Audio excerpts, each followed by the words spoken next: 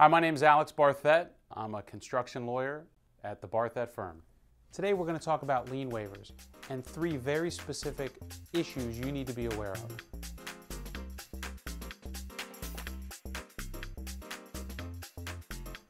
Let's get started. First, let's talk about the form of the release.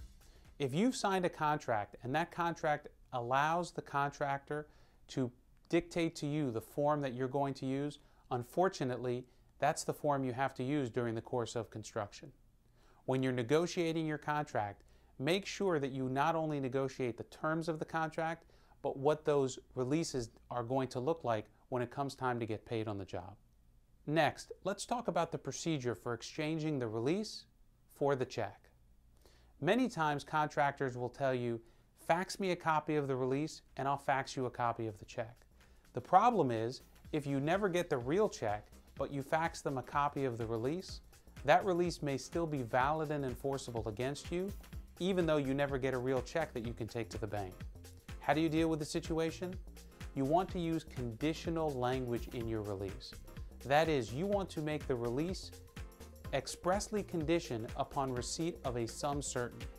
So, if you're expecting an $8,000 check, you need to write on your release that this release is no good unless you receive those $8,000 in paid funds. Finally, it's critical that your lien release include a through date.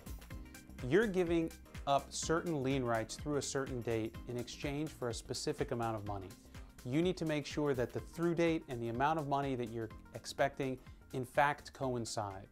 If you sign a release that doesn't have a through date that matches the check you're getting or has no through date at all, you could be giving up rights far in excess of the check that you receive with very little recourse.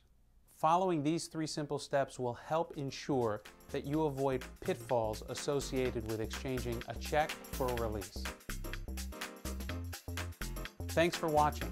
Check out our other videos at thelienzone.com.